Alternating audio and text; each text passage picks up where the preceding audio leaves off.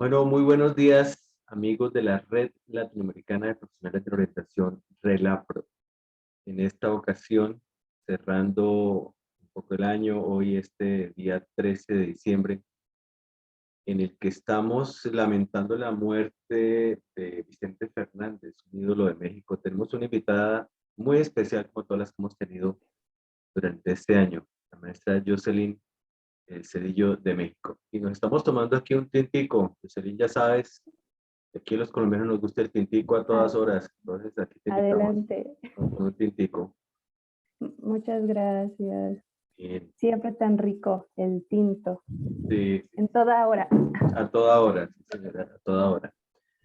Bueno, como decíamos al comienzo, este espacio de tomarnos un tinto con los amigos de diferentes partes del mundo, pues nos ha servido justamente para conocer lo que sucede, lo que se está haciendo en la orientación en Latinoamérica, desde México, desde el Río Bravo hasta la Patagonia Argentina, tenemos colegas que están comprometidos totalmente con este tema de la orientación educativa. Aquí en Colombia le decimos la orientación escolar, pero que tienen unos ejes comunes. Jocelyn Cedillo nos comentaba en el chat que es cofundadora de la Red Nacional de Orientadores Educativos en México. Bueno, empecemos comentando un poquito. ¿Quién es Jocelyn Cedillo? ¿En qué parte de México te encuentras más bien? Muy bien, pues primero, pues gracias. La verdad, Amílcar, por este espacio que nos estás brindando también. Realmente para nosotros, pues es muy importante como red buscar siempre nuevas conexiones con también, pues ahora sí que simpatizantes y también obviamente amadores de la orientación educativa. Entonces, muchas gracias, Amílcar. Y bueno, pues yo estoy trabajando en la Ciudad de México, pero vivo en el Estado de México, que es la zona metropolitana, se conoce por Sí. acá. Entonces, actualmente pues trabajo en una secundaria, en donde estoy como orientadora educativa y bueno, la función que se realiza con los chicos y demás es entre las edades de 11 y 15 años. Entonces, de acá de México, Estado de México. Ok. Trabajas con población plenamente adolescente, una población que históricamente no es para nada fácil, Ah, eh, fácil, sí. para nada fácil de manejar. Bien, en ese conversatorio, yo sé que tú mencionas también en el chat que tienen una relación muy cercana con orientadores también de otros estados y de otras partes. Cuéntanos cuáles son las situaciones, porque sabemos que, o por lo menos aquí en Colombia sucede que la situación de Bogotá es muy diferente a las situaciones de las provincias, los estados, las regiones, los departamentos que nosotros llamamos. ¿Cómo es la situación? Bueno, vamos por partes, que fue todo un poquito apanado, vamos por partes. ¿Cómo es la población que tú atiendes, esa población adolescente? ¿Qué características tiene allí en la Ciudad de México? Esos Ok, adolescentes mexicanos, ¿cómo son? sí, pues bueno, justamente pues son poblaciones, las escuelas en donde yo trabajo, pues es escuela pública, ¿no? Para comenzar. Eso significa que pues generalmente los alumnos que nosotros atendemos son alumnos pues que están pasando por un proceso también apenas de regreso de pandemia y eso hace que teníamos alumnos en contextos un poco complicados, vulnerables, en ocasiones de bajos recursos, generalmente también muy violentados a veces por los sistemas familiares que se viven, sobre todo porque conozco mucho la parte de la zona oriente de la Ciudad de México y es una zona difícil. Es alcaldías como Iztapalapa, Iztacalco, es donde generalmente se tienen pues, mayor índice de violencia. También se presentan situaciones, pues obviamente de abandono escolar por la falta de apoyos de los padres de familia. Pues se tiene esta parte, es una zona muy comerciante y eso significa que los papás generalmente pues descuidan a sus hijos porque pues se están preocupando más por el ingreso familiar. Familias que obviamente también están muy apoyadas por los abuelos. Hay muchas madres solteras, madres jóvenes, pues obviamente esto nos hace ver un poquito sobre las problemáticas que se pueden presentar con los alumnos. Hemos tenido temas a lo mejor de adicciones, a lo mejor también nosotros al momento que estamos tratándolos con ellos, pues tienen diferentes intereses también, ¿no? Están muy enfocados todavía a esta parte como de ir construyendo su identidad, y esto hace que jueguen muchos roles. Y la famosa rebeldía pues no se hace esperar también en estas edades, y eso también nos ayuda mucho a tener con muchos retos en la escuela. Entonces, los alumnos que nosotros tenemos como adolescentes, pues yo diría que sobre todo veo alguna constante. No se están proyectando hacia un futuro donde ellos se van a veces como estudiando, como que esta falta de planeación de un proyecto de vida son de las principales problemáticas, ¿no? Están muy desubicados, les falta mucha orientación en lo que quieren hacer más adelante y se ve que solamente quieren vivir como al día, ¿no? Sobre todo atacados por las redes sociales, TikTok, Instagram, Facebook, donde pues se encuentran orientaciones, yo diría más bien desorientaciones, ¿no? Entonces, este es como nuestro pequeño contexto, nuestro pequeño mundo en estas zonas, porque puede, claro, puede variar dependiendo las escuelas, ¿no? Las escuelas del norte son un poquito más relajadas, más disciplinadas, pero en esencia nuestros jóvenes requieren bastante atención en lo que yo diría en los proyectos de vida, ¿no? Entonces, ahí es donde comienza también la tarea con estos jóvenes. Muy bien, Jocelyn.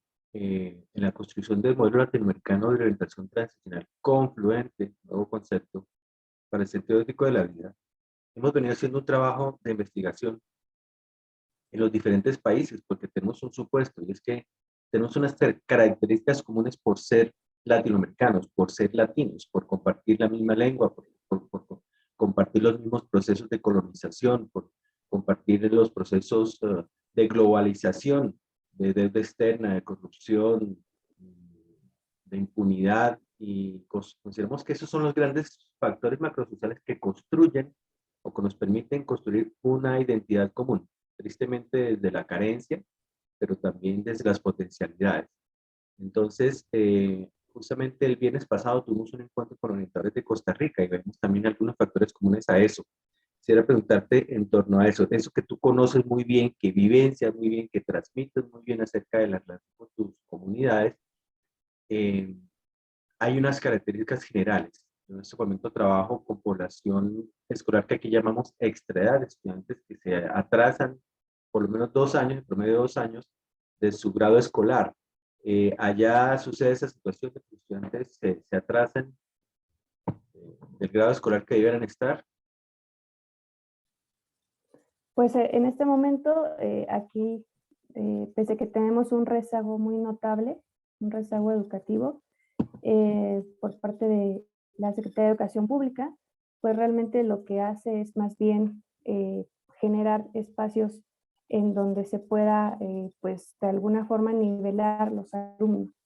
Tan solo el hecho ahorita de lo que ha dejado la pandemia, eh, nosotros a través de nuestras autoridades educativas ha sido mucho el esfuerzo de regularizarlos dentro de los espacios que se tienen, ¿no? Porque pues repetidores de año, de curso, no lo hay a menos que el padre lo solicite, por ejemplo. Entonces, se hacen periodos extraordinarios de regularización, como fue en este caso que llegamos de pandemia, iniciamos un ciclo escolar, ejemplo, y lo que fue todo el mes prácticamente de agosto fue como para hacer énfasis en estos aprendizajes básicos que necesitarían estar nivelados para comenzar el ciclo escolar. Fue la forma en la que a lo mejor nosotros como, bueno, a través de estas autoridades nos indicaron que tendríamos que atender a estas poblaciones con obviamente previo un diagnóstico por asignatura y con eso pues empezar desde ahí, desde lo que los mismos profesores habían ya identificado con estos diagnósticos y trabajar. Pero como repetidores y esta parte no quedan. Sabemos que hay un rezago terrible a nivel nacional y pues la tarea ha sido como tratar de ir abordando desde el aula, desde el profesor, los ajustes, las adaptaciones a la currícula para poder obviamente atender esta parte, ¿no? De regularización de aprendizaje en el nivel que está. Mira que todos vamos aprendiendo unos de otros, ¿no? El tema de la nivelación, que aquí podríamos llamar de esa manera. Igual tenemos aquí bastante población que aquí llamamos extra edad, pues que se van atrasando, y Ujú. que por eso se necesitan crear ese tipo de programas en el que yo estoy en este momento para ajustarnos desde las Así es. diferentes niveles de aprendizaje. Devolvámonos un poquitico, Jocelyn, ¿cuál es la formación promedio que tiene un orientador en México? Porque tenemos dos modelos de formación en Latinoamérica. Uno es una formación muy específica en donde los orientadores como en Costa Rica, en Panamá, en República Dominicana, Venezuela, son formados como pedagogos, como docentes, y con una profundización en esta área. En otros países como en Colombia, los orientadores son psicólogos, trabajadores sociales, terapeutas ocupacionales, pedagogos educativos, eh, etcétera. Una formación un poco más multidisciplinaria. En tu caso, ¿cuál es tu formación de base que te faculta para ese trabajo de la orientación? Bueno, en lo personal es, bueno, aquí en la Ciudad de México está lo que es la Escuela Normal Superior de México. Es justamente quien forma a docentes y otorga especializaciones para el nivel, en este caso, nivel secundaria, exclusivamente para secundaria. Sin embargo, también hay para primaria, preescolar. La normal, pues siempre se ha encargado de hacer esta formación de docentes a nivel nacional. De ahí yo egresé de la Escuela Normal Superior de México con una especialidad que es la psicología educativa.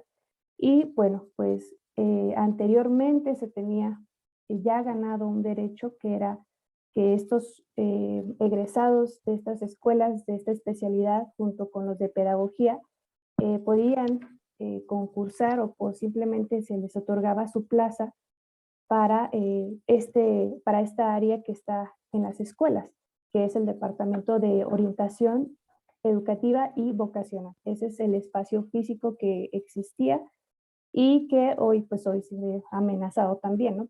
Entonces, esta es mi formación y de ahí, pues, sí hay oportunidad, hay maestrías que se pueden especializar, por supuesto, en la orientación educativa. Sin embargo, yo visualizo que no hay algo realmente muy específico para orientadores. Creo que aquí en México estamos pasando por una situación de pues, desdibujamiento de esta función tan importante dentro de las escuelas. Entonces, mi formación es licenciada en educación secundaria con la especialidad de psicología educativa. Y en dos Eh, aspectos fundamentales que retomo de tus comentarios. Uno, la formación continua del orientador. Y dos, tú mencionas ese tema que también es recurrente en otros países, y es cómo la función del orientador, la misión, el propósito, el rol, el sentido de la orientación se va desfigurando en algunos momentos. ¿Cómo profundízanos un poco de lo que está sucediendo respecto a eso? sí, pues la verdad es que siendo la Ciudad de México, generalmente sabemos que lo que ocurre en la Ciudad de México se replica pues en los demás estados. La Ciudad de México ya tiene desde el 2014 una situación pues muy difícil para los orientadores educativos. Algo que se tenía tan ganado, ya tan estructurado, tan funcional en las escuelas secundarias, porque a nivel básico es ahora sí que este nivel en donde se está trabajando la orientación educativa. Nunca ha estado presente ni en preescolar, ni en primaria, en otros niveles iniciales no ha estado, simplemente ha sido en este periodo transicional, que es la secundaria, que es cuando están justamente a punto de decidir qué quieren estudiar. A los 15 años ellos comienzan realmente a tomar sus primeras decisiones. Vemos que se hace como un atentado contra los orientadores porque comienza una reforma educativa que no contempla absolutamente para nada este servicio. Entonces, perdón, entonces lo que vemos pasar es que lamentablemente, habiendo dos tipos de secundaria, una secundaria técnica y una secundaria general, generalmente estos servicios siempre se ofrecían. Nosotros escuchamos que a nivel ya una secundaria técnica se empiezan a escuchar rumores de que pues quieren quitar el departamento como tal o quieren desmantelar. Nosotros funcionábamos junto con otras áreas como era un trabajador social, un prefecto, que es quien se encarga también de regular desde los pasillos la disciplina de los mismos alumnos, y el médico escolar. Éramos conocidos como servicios de asistencia educativa, y junto, pues nosotros como orientadores educativos hacíamos un equipo multidisciplinario. Esto comienza a desaparecer en estas secundarias, e inmediatamente al momento que decimos, bueno, hay más en la Ciudad de México cantidades de secundarias generales, pues obviamente ahí es cuando vemos algo está pasando. Esta reforma educativa pareciera que no se enfocaba a que estas áreas fueran fortalecidas, sino fueran de hecho sustituidas por funciones, por ejemplo, que replicaban funciones muy similares a la de nosotros. Ejemplo, figuras como un subdirector académico y un subdirector de gestión escolar. Estas dos subdirecciones, que antes solo era una, comenzaban a tener funciones que uno desempeñaba. Entonces, estas nuevas figuras que llegaron también, con ello la inclusión, etcétera, vinieron también a ser, por ejemplo, un maestro especialista, que es un maestro que se encarga mucho por el tema de las discapacidades, las necesidades diferentes también de los alumnos, pero ya se veían como absorbidas nuestras funciones dentro de estas nuevas figuras. Se reestructuró totalmente a nivel nacional, sobre todo en el nivel secundaria, pues esta organización de figuras, y finalmente pues nosotros íbamos como saliendo cada vez más del mapa, ¿no? Entonces, sin funciones. Así es. Entonces, ¿qué pasó con los orientadores acá en la Ciudad de México? Hacemos de todo. A veces consideramos que somos como las figuras comodines en las escuelas.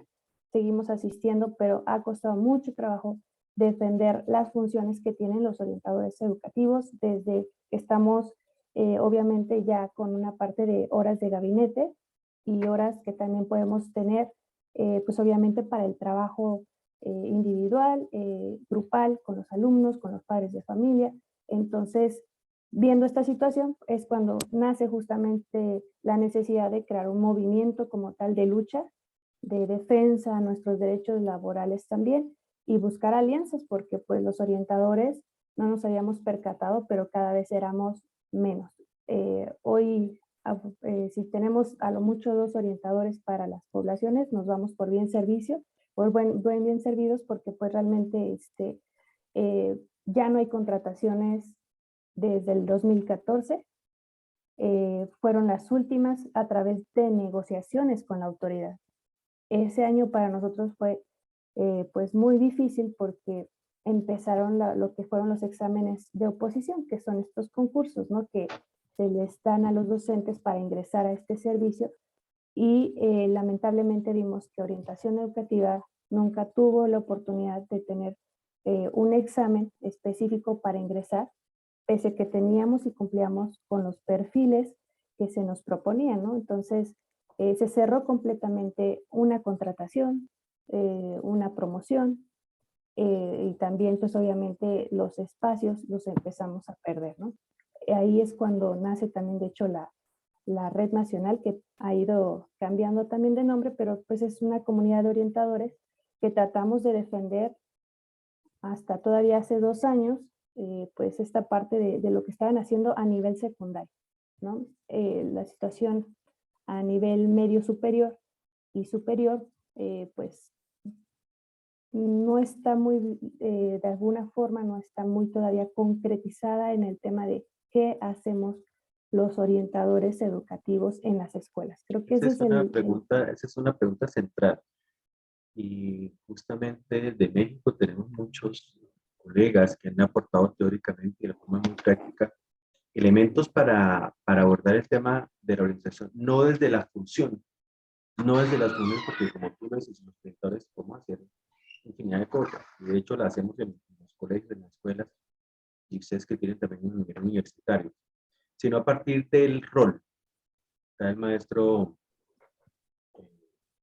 José Manuel Ortiz, está el maestro José Nava Ortiz, José Nava, perdón, y el maestro José Manuel Tetraculio, que obviamente son líderes en este tema. Pero quiero retomar el tema del rol, el rol de la orientación. Recientemente en Relapro adoptamos un lema porque fíjate que después de muchos años, desde el 2005, no teníamos el nombre Red Latinoamericana de Centro de Orientación Relapro desde 2005, con un grupo de fundadores en Portugal, pero no teníamos un lema. Y recientemente el maestro José Navarro Ortiz nos recordó algo que veníamos trabajando, orientación para la vida. ¿Qué hace el orientador? El orientador hace orientación para la vida. Pero eso pues es muy general, ya lo había planteado Max Foto de Sudáfrica en Buenos Aires en 2017, y a partir de eso empezamos a construir ese modelo latinoamericano. Pero cuando lo planteamos como lema, esto se convierte en nuestra misión. ¿Qué hacemos los orientadores? De una forma muy concreta, decirle a la comunidad que es orientación para la vida, pero en 3 grandes capítulos. Orientación para la vida intrapersonal, lo que históricamente hemos llamado como la atención individual, orientación para la vida individual, intrapersonal, interpersonal, que tiene que ver con esas cosmovisiones, con cómo los adolescentes, por ejemplo en tu caso, en mi caso, ven la vida, y a partir de eso, pues es fundamental para construir proyectos de vida. Si yo veo la vida como que no hay sentido, no hay razón, no futuro, pues definitivamente no voy a poder construir ni siquiera dar uno o 2 pasos. Así es. Pero si la veo como algo que vale la pena ser vivida, que es difícil, pero que justamente por eso se convierte en algo emocionante, pues puedo hacer una orientación a partir de eso. Orientación para la vida interpersonal. En el Claro. modelo lo llamamos las cosmovisiones, las actitudes, las emociones que están relacionadas con la construcción de proyectos de vida. El segundo capítulo, que es mucho más conocido de pronto en el campo de la orientación, es el tema de la orientación para la vida académica y laboral, que todo lo que hacemos en un centro académico es un centro laboral. Es allí donde nos interrelacionamos de una forma más clara con los docentes. Pero los docentes o los maestros tienen un interés mucho más específico. El docente de matemáticas pues, le interesa que el estudiante aprenda matemáticas. Y así el de ciencias sociales, así el de cada una de las asignaturas tiene un interés en lo académico. Pero nosotros creo que tenemos que ir más allá de lo académico y es proyectar, hacer la conexión entre lo académico y lo laboral, que es el tema de la orientación vocacional, profesional y socioocupacional. Y ese tercer capítulo en el que queremos enfatizar para el próximo año 2022 es el tema de la orientación para la vida en comunidad. Tú me decías que en México, y hablando con otros maestros, decían que en México existe la figura del trabajo social, pero como que algo aparte, como que es, pero no es orientador, algo así por el estilo, pero queremos unificarlo en el tema de la orientación para la vida en comunidad, abarca todo el tema de pareja, que sobre todo en la adolescencia tú sabes perfectamente que es un tema fundamental. Ya los adolescentes empiezan a tener noviazgos, e inclusive ya empiezan a tener una vida de sexualidad, una sexualidad activa desde la adolescencia. La orientación para la vida en grupos productivos también tiene que ver nuevamente con el tema de lo académico, cómo desde el aprendizaje cooperativo y el aprendizaje colectivo la orientación le puede aportar muchísimo a la escuela. Y el tema de la productividad. Recientemente estamos involucrados en este tema de cómo promover los proyectos, los emprendimientos que las familias quieren. Así como tú lo mencionas, sucede igual en Colombia. Familias que viven de lo que aquí llamamos el rebusque, el día a día, el que no tienen seguridad social, que son empleados independientes que no tienen aportes a pensión y salud, pero que tienen emprendimientos que pueden ser objeto desde la economía solidaria, desde toda esa visión cooperativa de la economía, ser un punto interesante pues para intervenir en las comunidades.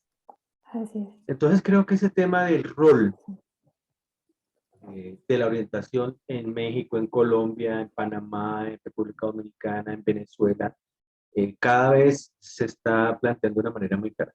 Y el segundo aspecto es la formación continuada. Tú lo mencionabas, bueno, ¿en qué más debe saber un orientador? Aquí tenemos, en todas partes de la República tenemos tal vez de los perfiles con mayor formación académica es el perfil de los orientadores. Tienen un pregrado, muchos son licenciados, tienen un posgrado, tienen una especialización, tienen una maestría, tenemos hasta doctorados en orientación. Entonces uno podría preguntar, bueno, ¿qué más necesita? ¿Qué herramientas necesita de formación continua de un orientador? ¿Tú qué nos dirías al respecto?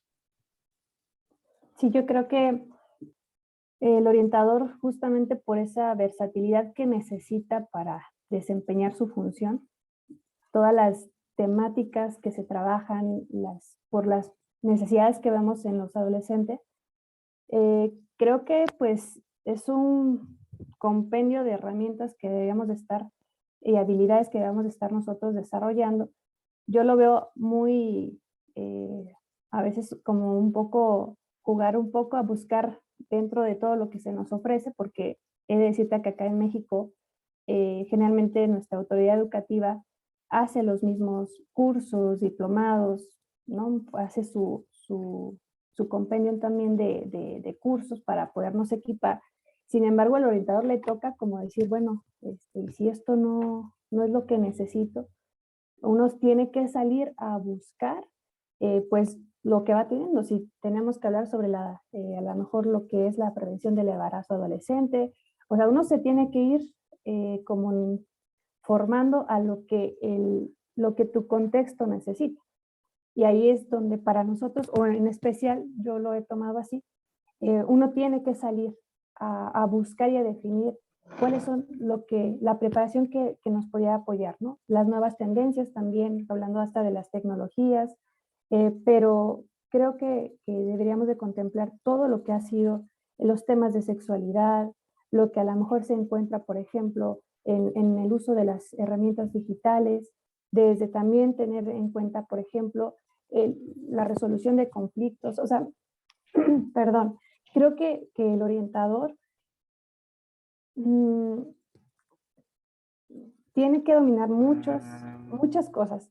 Siempre queremos abarcar todo porque pareciera que muchas situaciones quedan en nuestras manos. Sí, Desde, por ejemplo, la necesidad de, hasta por qué no, tener estos principios básicos de la terapia.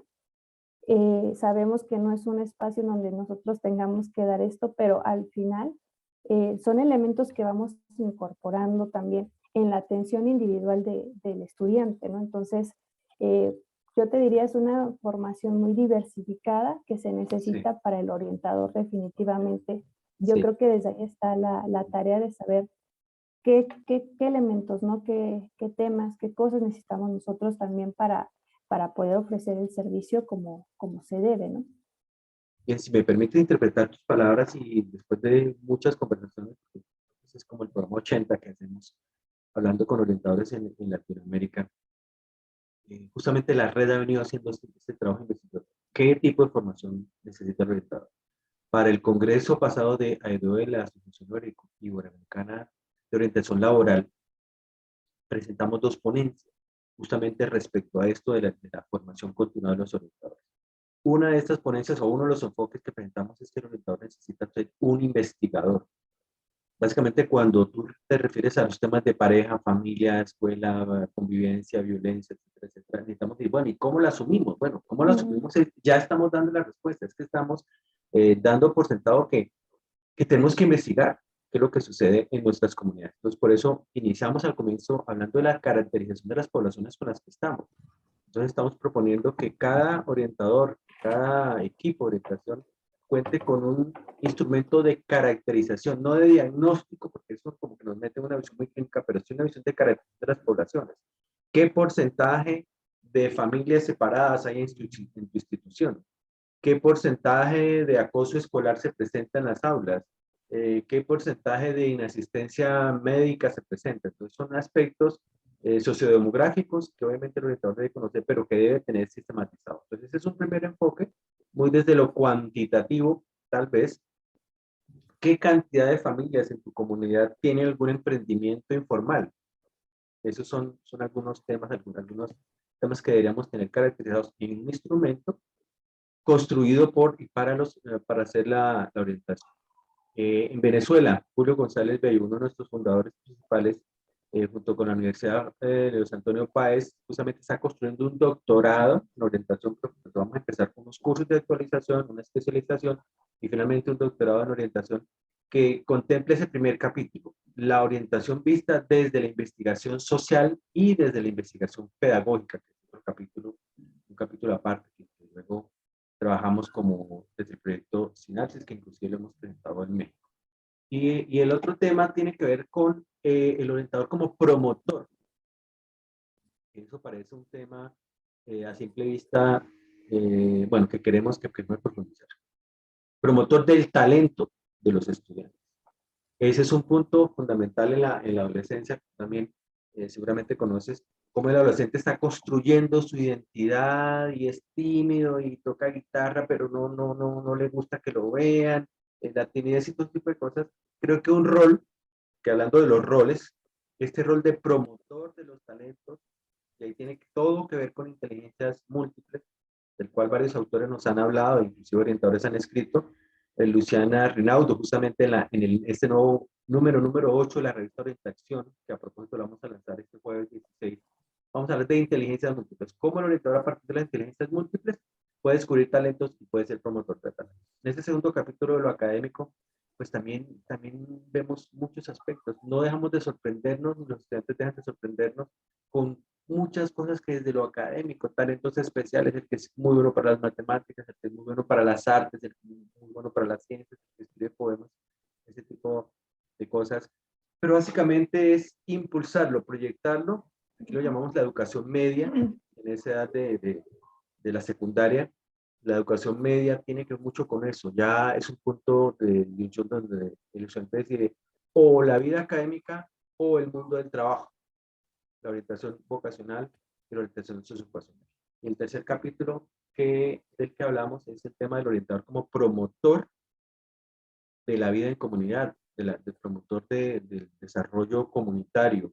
Y Relapro justamente está promoviendo el tema del cooperativismo y vamos a entrar en ese proceso de transformación de Relapro como entidad cooperativa. Bien, ¿cómo ves tú esta perspectiva que planteamos desde el modelo latinoamericano? O sea, ¿es aplicable para tu realidad social? ¿Está muy alejada? ¿Es clara? ¿No es clara? Pues yo creo que es necesario, por ejemplo, comentabas esta parte del el orientador e investigador.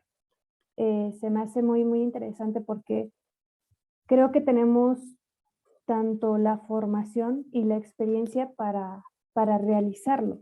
Y es que es lo que hacemos, al menos acá, en las escuelas, nos toca entrarle a un diagnóstico, por ejemplo, integral, desde conocer nuestro contexto y hacer nuestras planeaciones o nuestros proyectos desde esa necesidad.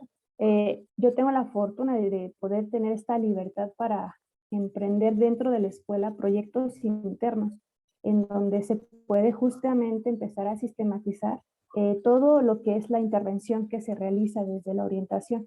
Entonces, creo que esto es súper interesante y muy rescatable porque yo creo que aportaríamos mucho, no solo a nuestra comunidad, sino yo creo a la educación, que muchas veces la autoridad educativa está desconectada de lo que pasa en los centros escolares. Entonces, creo que esto sería como realmente un plus y necesario para nosotros como orientadores, sobre todo aquí en México, para fortalecer y justificar la razón del ser del orientador en las escuelas. La orientación se encuentra a veces, la orientación educativa o vocacional se encuentra fuera de estas instituciones, pero te lo cobran como ya un servicio que se tiene que finalmente los adolescentes lo tienen a veces que adquirir, ¿no? Si requieren a lo mejor estas orientaciones, porque de verdad que en la Ciudad de México es preocupante que en una etapa tan importante se esté descuidando esta orientación.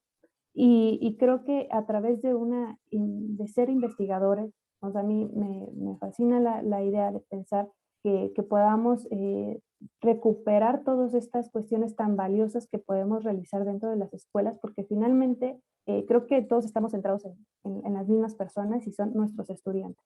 O sea, las generaciones que vienen, que van después a conformarse dentro ya después de una sociedad y que tienen que encontrar también su lugar, ¿no? De lo que van a hacer, y no solo para ellos mismos, sino lo que van a aportar socialmente, ya hablando, ¿no? Más a futuro. Entonces, esto está, empato mucho contigo en la forma en la que se puede implementar. Sería maravilloso que tuviéramos esta cuestión de ser investigadores. ¿Promotores? Sí, sí, porque a través de lo que nosotros realizamos acompañamiento no solo a los estudiantes, también a los profesores, a los docentes y muchas veces a los mismos directivos del plantel, ¿no? O sea, somos Decía, recuerdo al maestro José Manuel, pues él, como él fue también mi maestro en esta escuela normal, y justamente algo que decíamos, éramos la columna vertebral de las instituciones, de las secundarias. Entonces, mucho de lo que nosotros hacemos de conciliar, de impulsar a los jóvenes, de tener este compromiso de orientarlos, y algo que se propone mucho en lo que yo he visto también, de darle este sentido a lo que están haciendo ellos, se apropian más y es más realista sus propias metas, sus proyectos de vida. Creo que eso también es algo que necesita la educación, al menos pues yo creo que en diferentes países latinoamericanos, pero yo en lo personal, ya desde la aplicación, te puedo decir que sí, es mejor que un estudiante le puedas impulsar haciéndole ver que tiene un sentido lo que hace para él y para los demás, a que solamente le pidas, ¿sabes qué? Vamos a trabajar un proyecto de vida, lo vas a entregar de esta forma, le vas a poner así, así, y que no se involucre en lo que está haciendo, ¿no? Entonces, yo he escuchado un poco también de lo que han hecho también desde Colombia, o de esta intención que se tiene del modelo, y sí, realmente la filosofía está escasa o desaparecida en las escuelas, y esto solamente hace que los estudiantes vean como que compromiso, ¿no? Voy a hacer, tengo que cumplir para obtener una calificación. Y de hecho está ocasionando que se separe la relación de hasta del mismo docente con los alumnos, ¿no? Entonces solo es a veces como este juego de vamos a entregar, vas a obtener tus calificaciones, etcétera, y queda hasta ahí. Entonces el orientador, como un promotor, justamente desde nuestros espacios, el poder proyectar que todo tiene un sentido, que todo tiene una razón también de ser, y que seamos los guías que estamos acompañando a estos jóvenes en su transición, en su proceso de cambio también.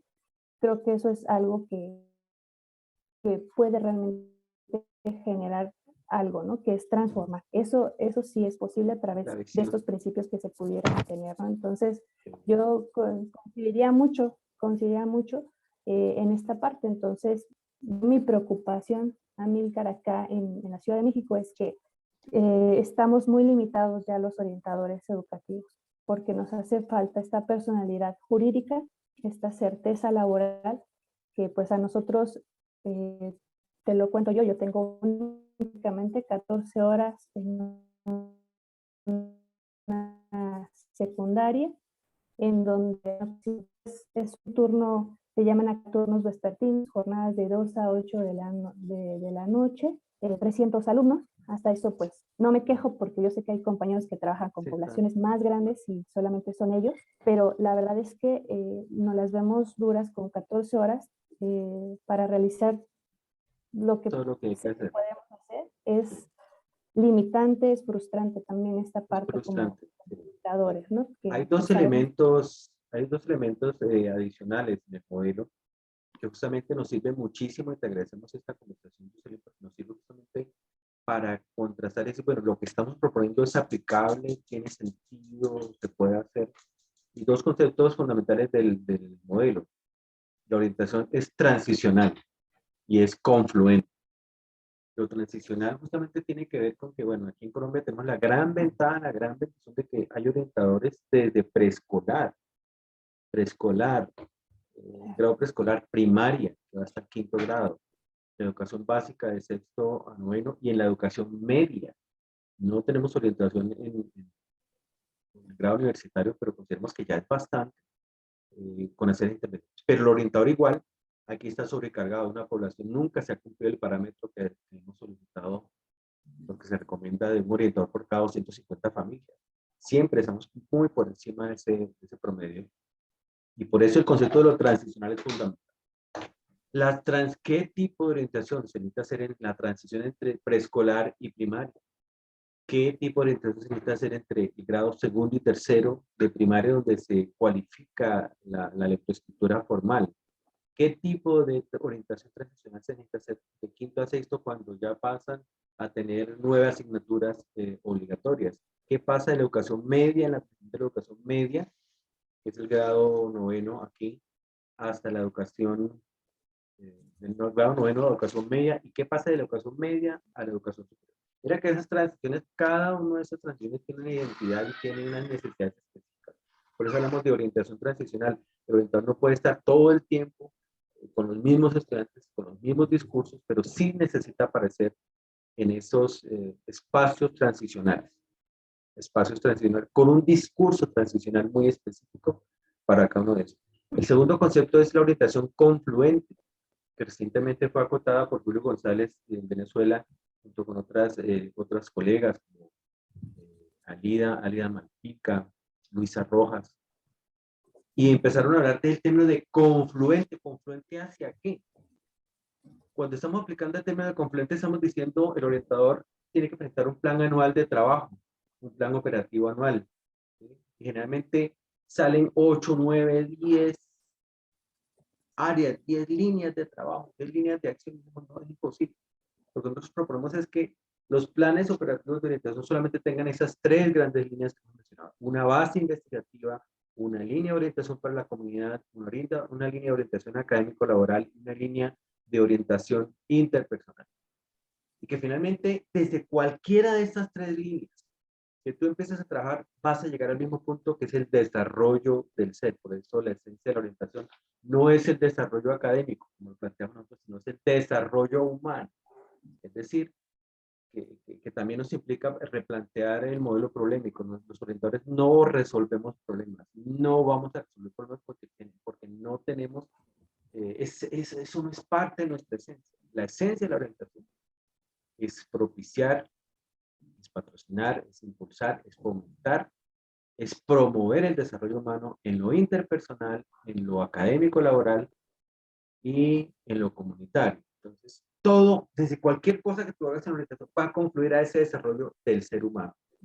Ese concepto se considera muy fuerte, muy potente en la orientación. Es obviamente lo que nosotros vamos a proponer como el plan de estudio del modelo latinoamericano de orientación transicional confluente para el sentido ético de la vida, patrocinado en principio por la Universidad de José Antonio Páez de Venezuela, y obviamente va a tener una línea virtual. Si yo te invitara, Jocelyn, a tomar este curso de actualización, ¿qué me dirías? ¿Cómo te suena? Pues yo creo que una, pues muy interesante el poder tener esta visión. Yo creo que sería también como que necesario para la formación, porque definitivamente debemos de dejar, al menos los orientadores que hemos, me atrevo a representar de secundaria, estamos como casados con esta parte de que somos los que, el Ministerio Público, los que atendemos todas las situaciones de conflicto. Se nos ha etiquetado mucho como que si te portas mal, vas con el orientador, y se ha quedado solamente en este tema de disciplina. Y también, pues yo creo que eso dentro de la orientación educativa en la Ciudad de México, pues yo veo que está ya muy mermado, ¿no? Como que pareciera que no podemos salir de estas funciones tan, pues sí, básicas, pero no describe lo que es la orientación educativa, ¿no? Entonces, creo que yo diría que tomaría el curso, claro que sí, me animaría a tomarlo porque pues creo que al contrario, estamos realmente actualizados porque ante situaciones yo he visto que también pues nos comenzamos también a ser como un poquito más obsoletos ante las cuestiones que se están presentando hoy en día, ¿no? Que necesitamos buscar nuevas formas de solución y a veces no te identificas cuando tú vas a es decir, si tú me estás diciendo que de orientadores para orientadores, yo me apunto, porque la verdad es que siempre estamos dependiendo de lo que los demás figuras nos promueven a nosotros, ¿no? Entonces, estaría genial poder participar en mi Sí, caso. exactamente, es eso. Es algo que hemos venido construyendo desde antes de 2017, pero en 2017, lo sigo diciendo, se marcó un hito en la historia de la orientación latinoamericana cuando pudimos encontrarnos en Buenos Aires para escuchar lo que los diferentes enfoques, estilos, modelos y estrategias que los orientadores estábamos usando en ese momento. En la Universidad de la Marina Mercante de Buenos Aires, gracias al patrocinio de esta universidad y la dirección de Gabriela Vázquez, podemos encontrarnos en torno a estas ponencias y gracias a eso empezamos a construir este nuevo modelo. Pero no podemos desconocer que las entidades educativas, que las autoridades educativas, pues tienen mucho que ver. Aquí también en Bogotá tenemos la ventaja en Colombia de que estos planes de formación continuada muchas veces son patrocinados con los mismos recursos públicos de la ciudad o de la región en la que estemos. He tomado, yo inclusive, y tengo que seguirlo agradeciendo, yo tengo una maestría en investigación social interdisciplinaria patrocinada en un 75% por la misma Secretaría de Educación. Entonces creo que ese tipo de cosas se pueden llegar a proponer en otras instancias, en otros países, en otras regiones. Aquí decimos, bueno, ¿con quién hay que hablar? Allá, como le dicen a la entidad educativa, Secretaría de Educación, Ministerio de Educación. Es Secretaría de Educación Pública. Bueno, fíjate que para poder llegar a hablar con la Secretaría de Educación Pública, decirle, mire, patrocínele a sus orientadores este curso de formación actualizada, pues necesitamos una personalidad jurídica que estamos construyendo. Sí. Que la estamos construyendo a partir de la visión cooperativa, una cooperativa de trabajo asociado, y vuelvo y te agradezco este espacio porque nos permite hacerle promoción a este enfoque, a este nuevo enfoque que va a asumir la PRO. A partir del próximo año se va a convertir en una entidad cooperativa, una cooperativa de trabajo asociativo al cual también les invitamos para poder llegar a México y, por ejemplo, hacer convenios con la AMPO, la Asociación Mexicana de Profesionales de Orientación, con RENOE, con las redes que existan allí y llegar a proponer ese tipo de cosas que no va a ser fácil porque pues es también una población extensa. No sé si tienes el dato, pero más o menos cuántos orientadores puede haber solo en Ciudad de México. Pues habíamos quedado como haciendo cálculos por la cantidad de escuelas que hay en la Ciudad de México. Yo creo que estamos como en alrededor de los 3,500, si nos va bien, contando que a lo mejor hubiera 2 orientadores en las escuelas secundarias a nivel básico. Pero hay unos datos que de hecho la doctora Gabriela en un momento pudo exponer. Gabriela Cabrera, sí. Así es, donde se hacía también el cálculo de qué pasa ya a nivel medio superior y superior. Y bueno, pues todavía vemos bastante. Los números no quiero dar, son más de 30,000, yo Estimado, creo, digamos, pero a los de o sea, hay 3,000. bastante. Sí, no me deja para no errar tampoco, pero sé que sí, en la Ciudad de México, alrededor todavía pues, sabemos como 3,000 orientadores a niveles básicos. Más lo que puede haber en todos los estados. O sea, realmente es una población muy Así es. importante, es un trabajo muy importante y por eso la Red Latinoamericana de Profesionales de Orientadores de Orientación, entidad cooperativa próximamente, pues convencidos de que tenemos algo importante que ofrecer como forma de formación y actualización, pues nos hemos dado a esta tarea de convertirnos en una entidad, una persona jurídica que pueda hacer este tipo de propuestas, promover encuentros regionales, nacionales, congresos nacionales e internacionales en beneficio de la orientación educativa. Entonces, Jocelyn, creo que este ha sido un excelente conversatorio. Damos la bienvenida oficialmente a la Red Latinoamericana de Profesionales de Orientación del APRO. Cuenta con más de 500 orientadores afiliados a esta red, desde Buenos Aires hasta, podemos decirlo, lo último de México, totalmente comprometidos con esta labor. Entonces, quiero dejarte ese mensaje que no estás sola. Mira que tenemos 500 Muchas orientadores, por lo gracias. menos, que estamos comprometidos con esta labor. Invitamos a quienes no se han conectado a que se conecten a nuestra página de Facebook, Red Latinoamericana de Profesionales de Orientación, la próximamente entidad cooperativa. Y para el 2022 tenemos justamente esa visión, como ver esos cursos de actualización construidos por nosotros mismos para nosotros, o sea, desde nuestras propias necesidades, contemplando nuestras realidades, convencidos de que de esta manera vamos a hacer un mejor trabajo, teniendo un modelo unificado de orientación transicional confluente para el sentido ético de la vida. La vida, ese es nuestro tema, orientación para la vida, y aquí lo vamos a colocar como lema durante todo el 2022. Nuevamente, saludos fraternos a todos nuestros colegas en México, en San Luis Potosí, Rosy Robles, a Alicia Cano, José Manuel Ortiz y su esposa, José Nava Ortiz, creo que tienen el mismo apellido. Y bueno, tantos amigos a los que les debemos mucho. Y esperemos que después de esta situación de pandemia podamos vernos cara a cara en ese hermoso territorio. Lamentando nuevamente el fallecimiento de ese gran personaje de la música Así es. mexicana. Pues la verdad, muchas gracias, Amílcar. De verdad, muy contenta de poder ser recibida por esta red latinoamericana. Enhorabuena a todos los proyectos que se estén viniendo también ya dentro de poco, que se puedan cumplir. Pues también la disposición de poder participar. Creo que aquí es también amor a lo que hacemos, nuestra vocación, y yo creo que ahí es donde nos encontramos más para hacer fuerza y por supuesto yo encantada. Gracias de verdad por la oportunidad también de poder expresar lo que ha pasado también acá en México un poquito y a su vez pues creo que el deseo de seguir firmes, creo que es una noble y digna labor la que nosotros hacemos como orientadores escolares, orientadores educativos para la sociedad y creo que ahí es donde estamos convergiendo nuestras ideas y propuestas y adelante, Amílcar, yo encantada de participar, me identifico mucho con ustedes y creo que así quiero sentirme como en casa por esta parte de saber que hay mucha propuesta y pues lista para aprender sobre todo de cada uno de ustedes. Entonces, muchas gracias, Amílcar. Bueno, también saludo a Fabiola Macías, que siempre se me Saludos a queda, todos. Guadalajara, Fabiola Macías, me queda siempre en el tintero. Y que viva México. Bueno, Que viva, y que viva bueno, Colombia también. que viva Colombia. Bueno, un abrazo a todos los amigos de la red. Nos estamos Hasta luego, encontrando. Amílcar. Te invitamos para el 16 de diciembre, este jueves próximo. Vamos a hacer nuestra acción de gracias y allí vamos a estar reunidos todos. Muchísimas gracias, Jocelyn. Que pases un muy buen día. Pronto. Termine de tomarse el tiempo. Gracias. Igualmente, Amílcar, muchas gracias. A ustedes.